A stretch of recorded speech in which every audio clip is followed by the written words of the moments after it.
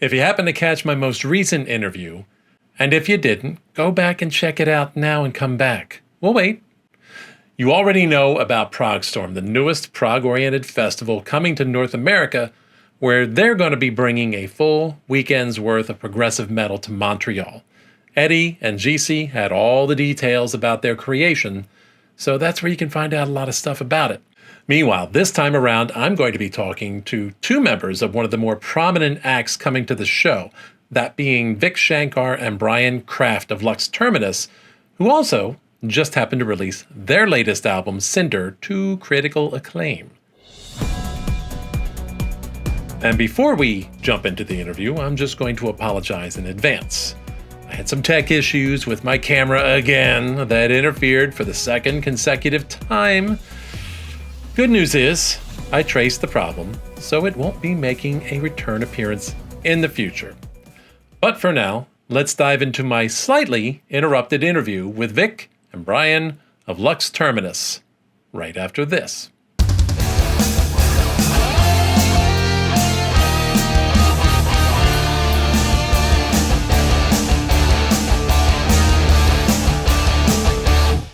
Thank you so much for joining me. I'm glad we're able to get together and chat a little bit about Progstorm, a little bit about Lux Terminus, and what all is going on there, because all kinds of stuff going on in your world right now.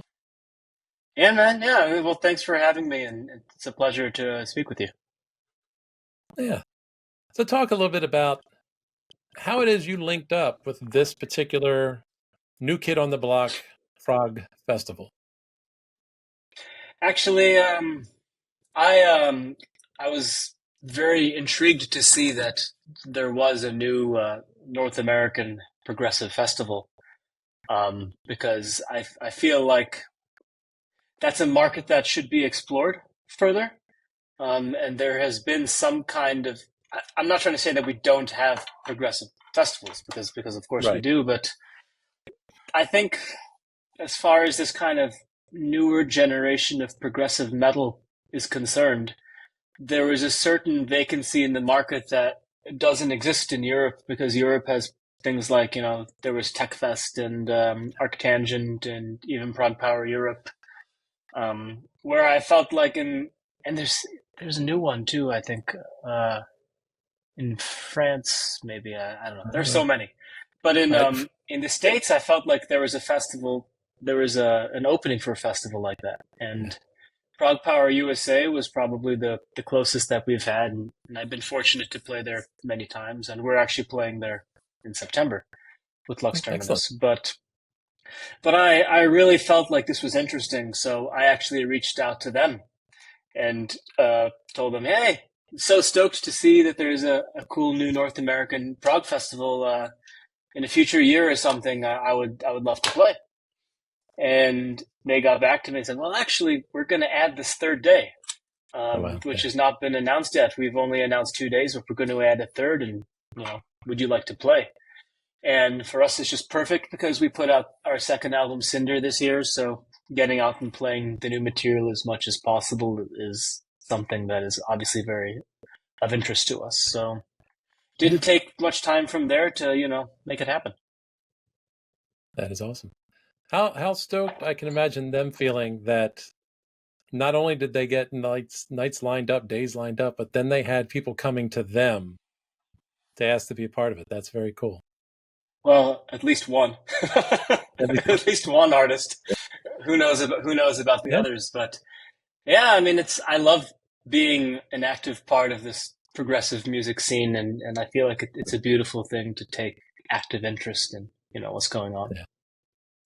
Yeah, it's one of the things I've always enjoyed about prog, especially in this day and age. I think even more so than back in the day, that there's so much cross-pollination. There's so much of that collaboration that goes on among all of them, which I'm laughing in my head as I say collaboration, because that was the word I could not find in my head when I was talking with GC and Eddie. And at some point in time, cycled through about 3 words. I'm like, no, that's none of them, but it's close enough. So I'm going to proceed, and now I can pull it out of my head. But I love that aspect of it, and I guess you've had your opportunities in that as well. Yeah, of course. I mean,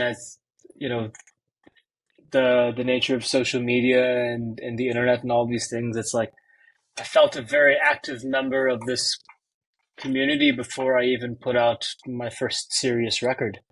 And it's only become a more profound and engaging thing ever since to be a part of this community. And I feel like, with the not only the, amazing people who run the festival, but also the people at the Prog space and everything, it's like this is kind of like all of the corners of the progressive music online world coming together and birthing this precocious new child of a Yeah, festival. yeah, and much needed. Like Yeah, yeah, yeah. I agree. It's there are. I'm definitely jealous of Europe in the sense that how much more they seem to embrace progressive rock and metal than the States do on average. That they've got all these festivals going on, and I can see all these lineups of bands that I enjoy so much. And it seems like it's not as easy to get to happen here in the States, like it feels I'm mostly because I know it's so expensive to tour, and it's very expensive for most of those performers to come over here and play in the US. So it's one Yeah, way in yeah. which I guess I'm glad that that's this one, Progstorm, is going to be in Canada because they don't have to deal with the barrier and the expense that is coming to the US. Precisely. It's definitely an improvement in terms of the economics and logistics of making something like that happen. Yeah. So it's a pretty genius move on their part to maybe recognize, North America's got a hole that here right we can fill very nicely. Yeah. Yeah, yeah, And exactly. And I hope that it's a long running thing because this is like I said before, this there's definitely a hole in the market. yeah. And meanwhile, I'm curious your perspective on being at one of those things, since as a performer yourself playing with your peers, like there's I imagine like a little bit of opportunity to see performers you admire there and fanboy out a little bit. There's a little bit of opportunity to do some mutual professional appreciation and such, and at times to I don't know, learn a little bit more, I guess, pull some things out, pick up some tricks. I don't know. What is it like for you to even have a chance to enjoy the shows when you're there? Depends. I mean, when I'm playing festivals, and this summer is a great example because I think I'm playing 14 festivals this summer in Europe, and It's it can amazing. be, frankly, it can be extremely difficult to see anything, and you Yeah, really have to go out of your way to do so. Like I remember at Hellfest, I was out pretty much the entire day trying to see bands, and I don't regret it. But by maybe 8 p.m., I was just beyond exhausted. And it was mm, brutally hot, in France at the time. And we were playing, I think, at 8:45. So it's like, that's a long day to be going and seeing bands and then put on a show. So yeah, it is yeah, difficult, but at the same time, I got into this because I love music. And right. I'm young and green enough that that has Hmm, not really changed.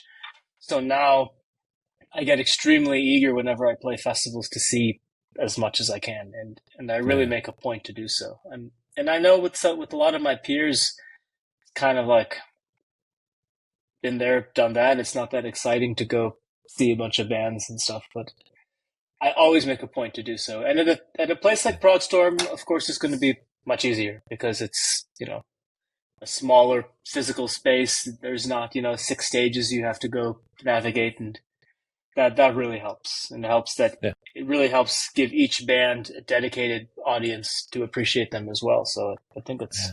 it's great for everybody. And thank goodness, probably air conditioning, I assume. One would hope. I mean, One would if not, then the fact that it's indoors is going to turn from a blessing to a curse, very quickly.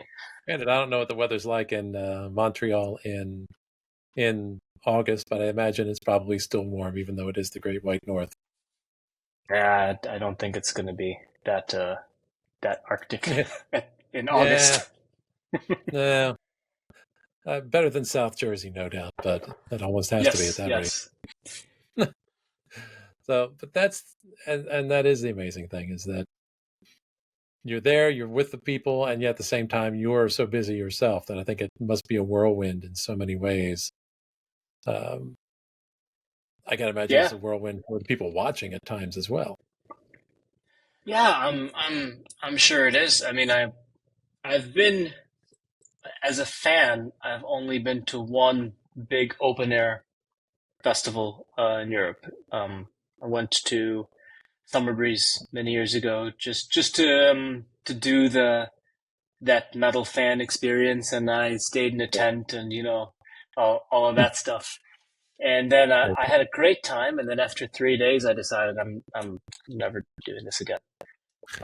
It's just a lot, you know. Fair enough. And again, the fact that those open air festivals are have much more geographical spread, minimum 3 stages usually.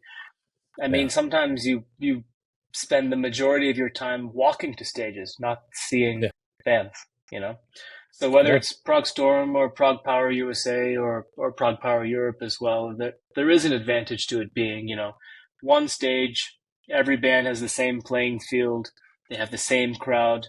So there's a little bit of an equalizing force in that way. And I think the fans are also able to really focus because they don't have that decision paralysis of, oh, okay, there's three Good point. bands overlapping at these stages. So I'm going to see 10 minutes of them, and then I'm going to walk here, I'm going to see 5 minutes of them, and then I'm going to Yeah. see, a couple songs of them. These festivals are different. And I think Yeah. the fact that the fans are able to really focus with, you know, attentiveness is also, you know, very appropriate for a progressive music festival Yeah. where you're dealing with music that you really need to pay attention, and for some bands you really need to allow them to have a whole set to express what they're all about. So Right. I think these avenues are so perfect for progressive bands compared to playing Yeah. a metal festival with 6 stages where you have 3 minutes of people's attention to win them or lose them. All right, I made a mistake. Brian showed up, and I was giving a moment, so I didn't interrupt you to let him in, thinking he'd still be there, but I think he Aha! disappeared. Um, Oops. actually, try again. He said, Eh, trying to join now or not. okay. Or not. It was So, there, and I thought it would stay there. I thought, well, I'll let you finish your thought and not interrupt you. And, nah, you can always oops, feel free to interrupt me. I'll, strategically, I'll yeah, ramble forever otherwise. I failed strategically on that particular aspect. But I was thinking, it's funny in my mind, the thought is you're talking about, oh, you can watch one band for 10 minutes. Now I'm going to let him in immediately so I don't lose him again. Aha! There he is. Sort of. Hey! And now we see face Hey, and man. see him. Hi, Hey, Brian. sorry for the delay, guys. No worries. Sorry for the delay in letting you in. I was Oh, that's all just good. All good. I was letting him finish up his thought there, and I thought, well, you'll be there. I can let you in when he's done. And then, like right before he wrapped up, you went poof, and I went, "Oops, Dave." It was not to be. Yeah. Well, we were talking about the benefits of a one-stage festival versus the open-air ones, and uh, Vik made a point of, sometimes when you got bands on two stages at the same time, you got to go watch one for 10 minutes and then walk 5 minutes, watch the other one for 5 minutes. And I thought, well, in a Prague festival, at least the best case scenario is you can watch one for 10, walk over to watch the other for 10, come back to the first one, and they're still playing the same song. Yeah. No, I grew up going to like Warped Tour and everything, so same thing. You get some of those bands you'll never see if you don't, catch 10 minutes of one, go to the next stage, catch another few minutes of the other. Yeah. Believe it or not, been there. But that just made me feel suddenly very old because I thought, oh yeah, I've been to Warped Tour. I took my 12-year-old daughter at the time, and she's pushing 30 now. So I'm an old man. The passage of time. But I've been, and the struggle is real. I can assure you. Even though I didn't have too many bands I wanted to see, I watched her struggle with it. So Brian, tell us about your experience besides Warped Tour, because I know we're talking about the idea of getting on board with a fledgling Prague festival. Yeah. And the ups and downs, and what it's like to be a performer in one of those as opposed to an attendee. Yeah, so for me, it's like crazy exciting. So I don't have nearly the resume of performing that Vik does. So for me, honestly, just playing is it doesn't matter the size of the venue at all. It's I just enjoy being up on stage. There was a minute where we had our previous project, Gravity, where we broke up or kind of stopped playing, and I didn't play at all between the 4 or 5 years between Gravity and Lux Terminus, and I would go to shows and I would just be like, I hate these guys because I wish I was up there. I should be up there right now. And it was a ton of jealousy of just not being on stage after playing years and years with that previous band. So any opportunity that I get at this point to be up on any kind of stage, I cherish very deeply. It's fun. I like being up there. I'll play for 10 people or 1,000 people. It doesn't matter. I just like being up there. What do you guys see as the biggest benefit for yourselves? What do you like? I get the impression a lot of artists tend to have almost always preferred the small clubs. You always hear about those that make it big and they're playing in stadiums, and sometimes then they say, gee, I miss the days when I was in a smaller club. And here you're going to be in one. So I'm kind of curious your perspective on that. I mean, I've been very fortunate, especially over the last year or two, to have played some fairly large shows, and I have to say that one thing that I really miss is individual connection. Because for instance, a couple of weeks ago at Hellfest, obviously that's one of the biggest festivals there are, especially for our kind of music. And then the crowd kind of ceases to have individuality, and it becomes a mass of people. And that's a special thing in its own way, because then that mass kind of lives and breathes like an organism, and that's its own very powerful experience. But then every time I go from that to playing for a few hundred people, where you can pick out individual people in the crowd and have moments of connection with them, I think that's a really beautiful thing, because for me, live music is all about connection, and I'm not interested in playing to someone so much as I am interested in having experiences with people and having some sort of dialogue between performer and audience. And that dialogue is much easier to achieve with people on a micro level when you are playing these smaller venues. So there's a certain particular magic that inevitably is going to be lost when you scale that up to 10,000, 30,000, 50,000, whatever. That's how I feel, at least. Yeah. As a fan, I love a small venue because, you get to be right up there with the band. And even as a musician, so like Prog Power with Damien last year was like by far the biggest venue I've played.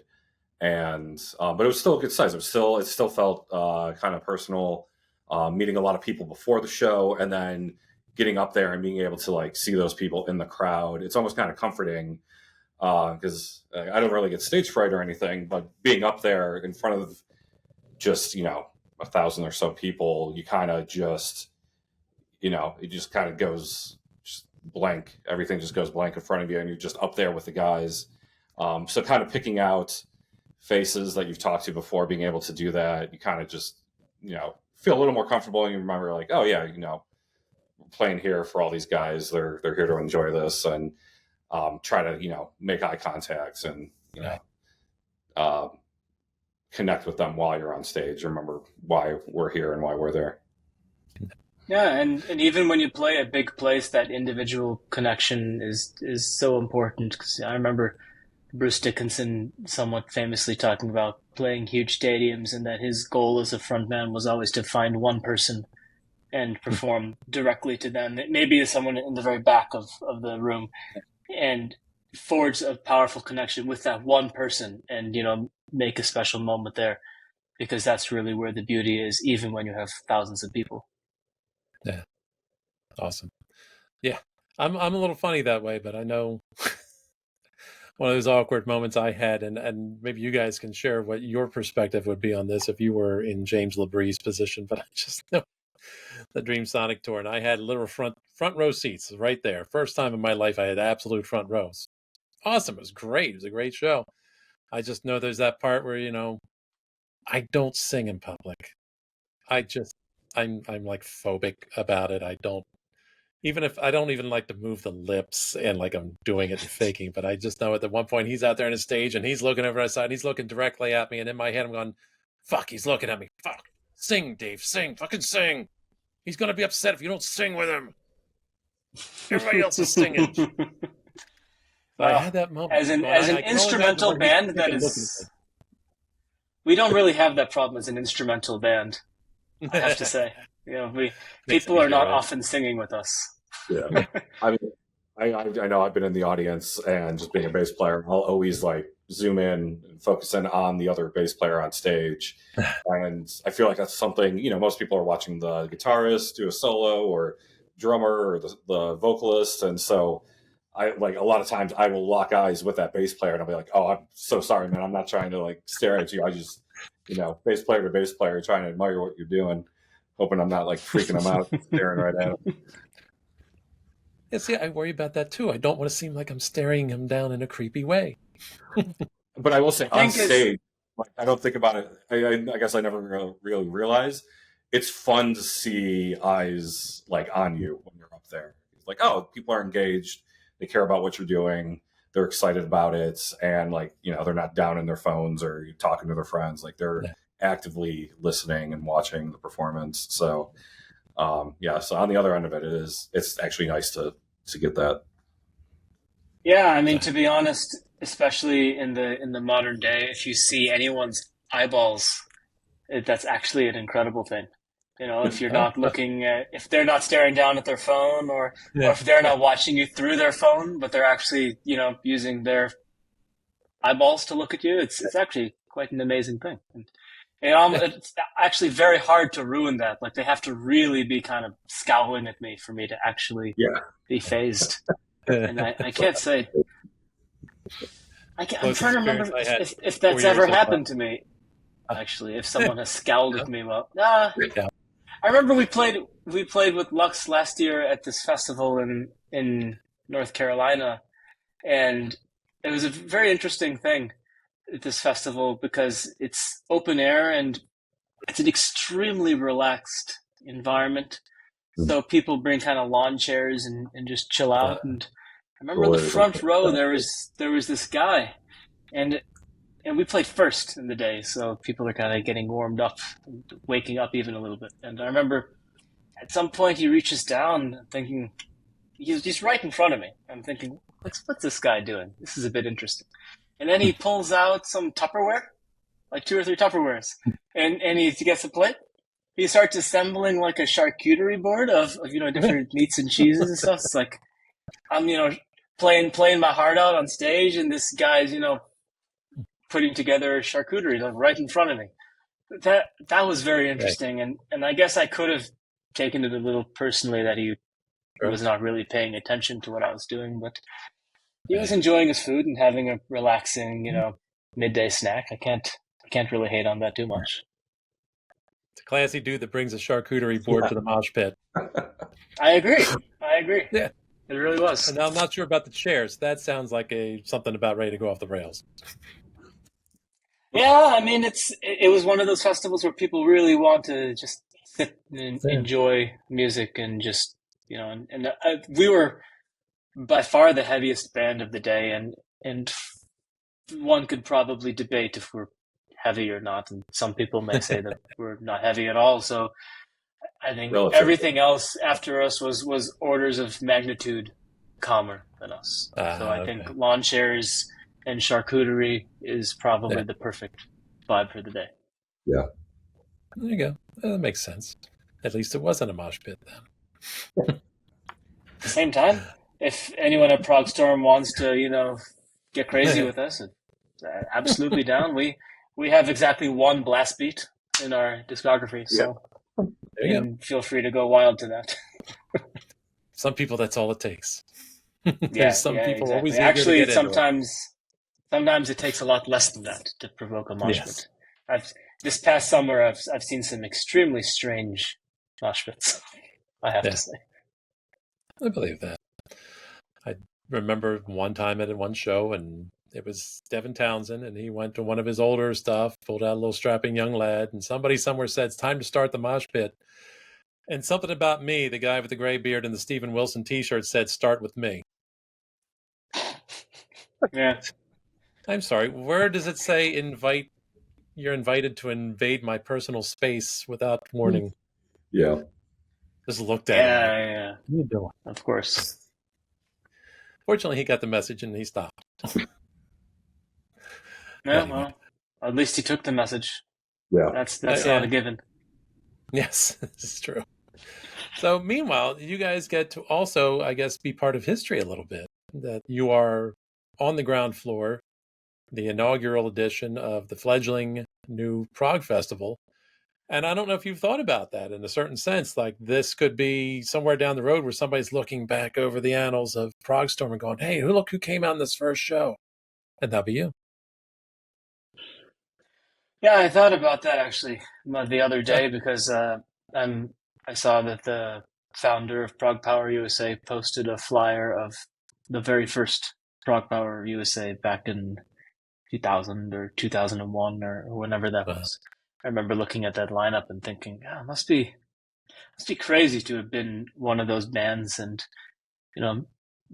gone over to this strange new festival in the States, not realizing this was going to become an institution that really is a portal for so many bands in metal and rock to find their footing in the States for the first time.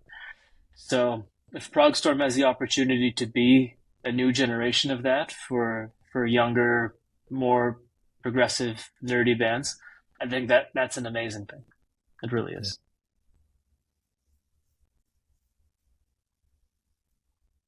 Yeah, no, I absolutely agree.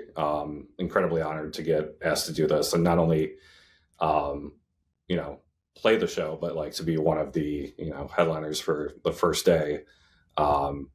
Especially, it's been a really quiet couple past years for us, and so putting out the album and then getting all these really awesome opportunities, we don't take it for granted at all, and we definitely appreciate what this moment means for us, and just to be able to kick off this really cool festival. Yeah, exactly. Yeah, you'll be one of the ones that people look back all those years and say, "Man, I wish it was still this good." Yeah. or they'll say, "Oh man, this festival really improved from here." Yeah, humble beginnings for this festival. Also possible. Usually, you never know. I find that there's often a mix of that kind of thing, but it's nice to have that little historic factor because not many people get to do that. Yeah. So, kudos to you guys for getting yourselves involved and being a part of that. Yeah, thank you, man. It's going to be a really, really exciting weekend for us. Mm-hmm. It really is.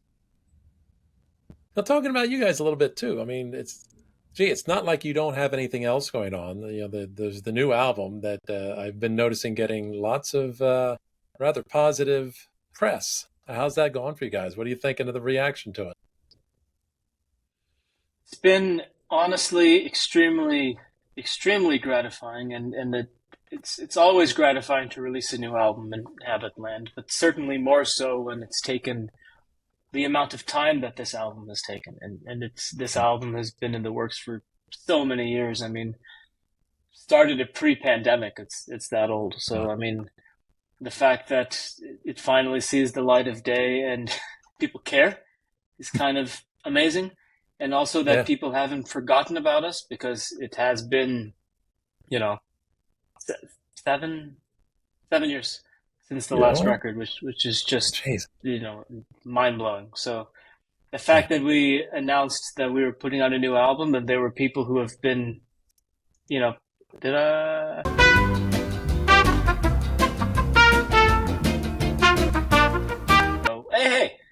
we're back. All right. Seems it's our turn to interview you, I think. I know. It's So what's your favorite Steven Wilson album?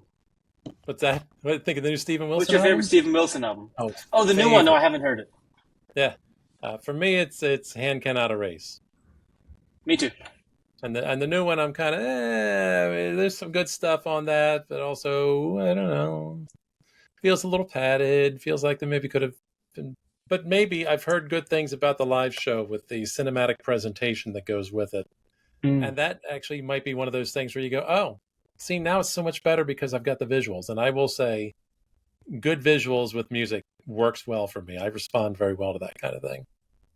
Yeah. I completely agree, especially if you're aspiring for anything that can be called cinematic in any way, then having some form of a visual component invariably is going to make the final product more interesting.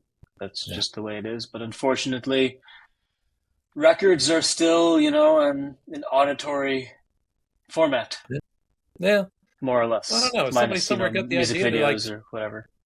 Yeah, like if somebody somewhere got the idea to start, I don't know, making little video versions, video components to go with the music. I mean, I think somebody could make a whole channel out of that, a TV channel. Yeah. He says maybe deadpan. Music video television or something. Right? Yeah, we could maybe call just it that. MTV for short. Yeah. Not a bad idea, man.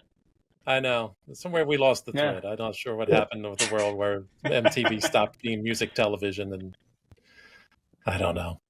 I used to remember waking up Sundays watching VH1's like top 20 video countdowns every week. Yeah.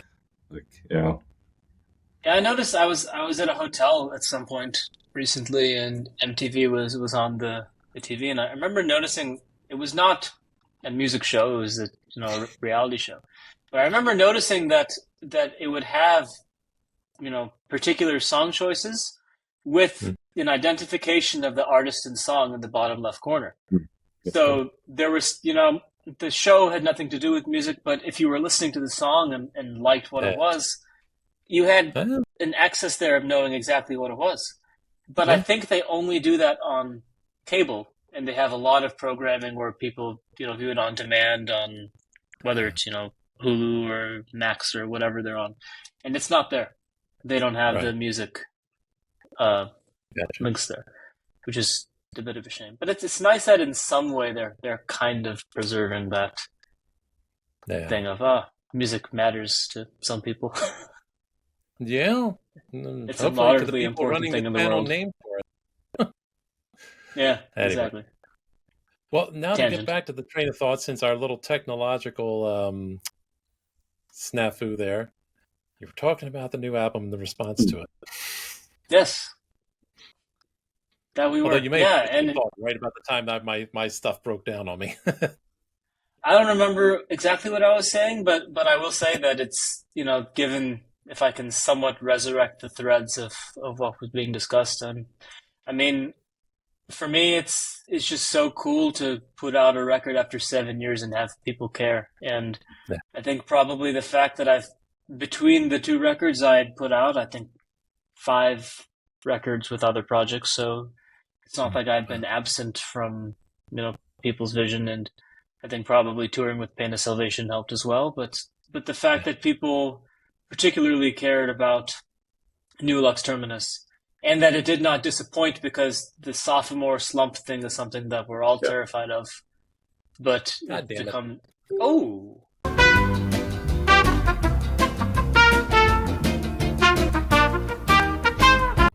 Well, guys, I'm going to take the cue from my technology that seems to want to say that the night is over, that this interview is ending. But I apologize for that. I'm going to have to figure out why it's doing that. It's now only done it twice, but it seems to want to do it this time of night when it's gotten very warm up here. So that might have something to do with it. And it just overheats, I guess. And I've got a limited amount of time. But hey, I really appreciate you guys joining me tonight. It's been great talking to you. It's been a lot of fun talking about Progstorm, talking about Lux Terminus, and anything else that's come to our mind on our little tangents. I've enjoyed those as well. Of course. Yeah, it's been a pleasure, getting to speak with you. It's been really nice. Yeah, I'm glad we finally got to do that. So, meanwhile, best wishes for the album. Best wishes for Progstorm. I'm sure you guys are going to be kicking some ass. I would like to be there myself, but I took a look at the airfare prices and went, oh, yeah, that's not happening. Yeah, we're driving up there. Yeah.